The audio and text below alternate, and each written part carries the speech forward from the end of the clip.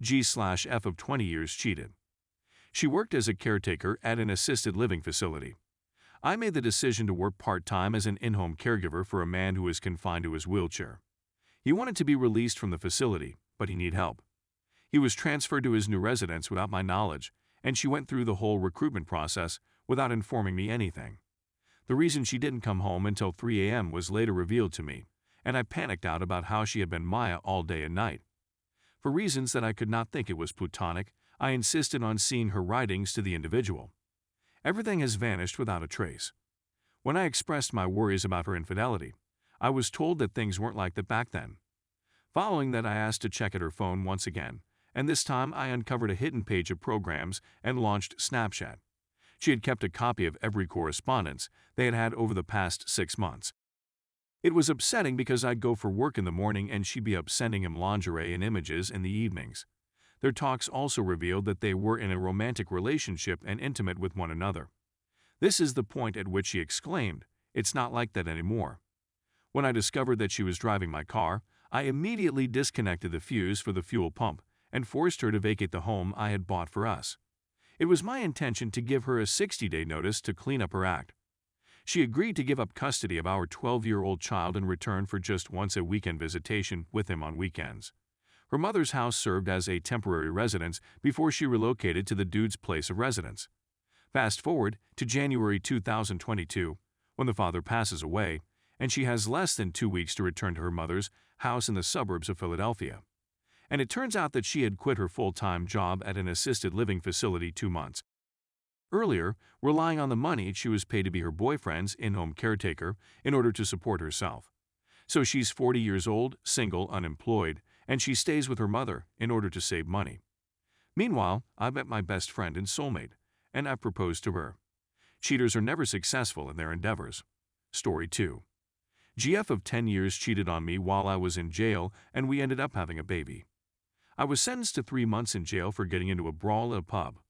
During the days that I was at home, my girlfriend and I spoke on the phone every day. When she expressed her desire for a vibrator, I suggested she do so. When she stated that it was not sufficient, I said I was unsure of what to say to her, to which she responded, "Do what you gotta do, but don't expect me to be happy when I get out." She said, "I'll give you that you always wanted." I said whatever, I had to go, and abruptly ended the call. I was not the only one who felt this way. I called her the next day, expecting her to react, but she didn't. I was disappointed. So I was aware that she was up to no good.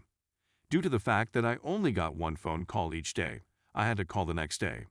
We had our usual talk, but something felt off. So I called her back and asked if she had really done it, to which she said, "Yes, but I regret it." And I hung up on her once again, but she didn't respond. It took me a month to be freed after serving the balance of my sentence without speaking to her on the phone. Her presence in my life was not something I wanted to repeat. I contacted my sister as soon as I stepped out of the prison gate, and she posted on the internet that I had been released, which led to my ex-boyfriend discovering my release and calling my phone, which I refused to answer. After leaving my now ex-girlfriend, I moved in with my friends, and it was fantastic. We had house parties every weekend. I had a job and was having relations with 2 women separately. They were both aware that I was seeing both of them at the same time and that my partner had cheated on her. I wasn't looking for something really romantic. I was on the lookout for a good time. I opted to answer my ex-phone girlfriend's call one evening when I was alone in the house and both children were busy. At this point, she had phoned me at least 100 times per day for many months. "Can you tell me what you want?" I inquired. In the midst of her sobbing, she said, "I'll do anything." I answered, "Come over and suck my," to which she responded, "I'll be an hour." I came inside her after we had, and she encouraged me to keep coming within her. My friend and I slept together for the night, but I was chilly, so I advised her to take the morning after pill. After she departed, I had no intention of contacting her again until 2 weeks later, when she contacted me with the results of a positive pregnancy test. My friend replied by stating abortion is murder and that she couldn't afford to have a kid, when I told her I wasn't ready to start a family with her yet. Although I offered to pay her and give transportation to the location where the work was to be done, she turned me down. Once again, I chose to cut her off in the hopes that she would do the right thing and stop from bringing a kid into this world for whom I was unprepared. I made a mistake by doing so. It is after 2 months that you get a knock on the door, and you can predict who is on the other side of the door. She was in a state of shock when I let her into my house, so I tried to comfort her and explain that if we do this, I need a DNA test and I wanted to make it even. She agreed to take the abortion money and hire an escort for us to have a with, which I did, and I hated it because it didn't feel like it at all, but more like it instead. After supper that night, she inquired as to whether I would be interested in moving back in with her, and I consented, reasoning that if we were to have a kid, I would have to be there to care for them. We were quite poisonous and participated in a great deal of combat. In the process of discovering messages from the man she and breaking her phone, she slapped me in the face 5 times in a row for destroying her phone, which she subsequently confirmed she had done. Soon after I returned to my previous house, she called to express her regret for the messages and her desire to deal with the problem in a mature way. Following my mention of my interest in a DNA test, she reacted by sending me a picture of a DNA testing website, implying that she had already ordered a test on the website. As a result of my relocation, we were once again within walking distance of one another. Even though she acquires weight and develops a large tummy over time, no DNA testing has been done on her to determine her parentage. As a consequence, I became irritated. The idea of being responsible for the raising of someone else's child did not appeal to me.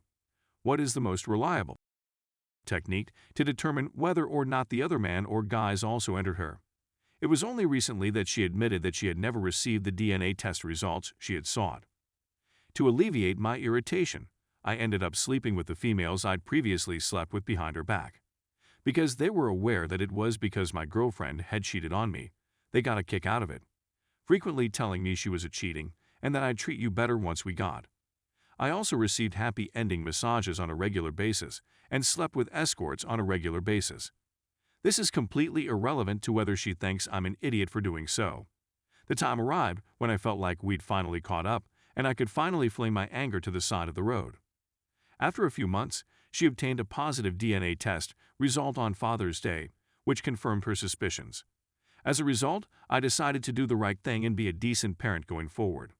When I first got clean, I banned every woman I had ever spoken to online and convinced myself that I would be an excellent dad. It's been 4 years, and she has no idea that I cheated on her, and I'm still ashamed of myself for doing so. However, in terms of our relationship, we're at a fantastic place. We're probably in the best shape of our lives. In the meanwhile, I've acquired a gorgeous youngster with whom I'm utterly charmed. In terms of financial security, we are in a good position and have big aspirations for the future. In some ways, I regret seeing other women, but I wasn't ready to be a parent at the time.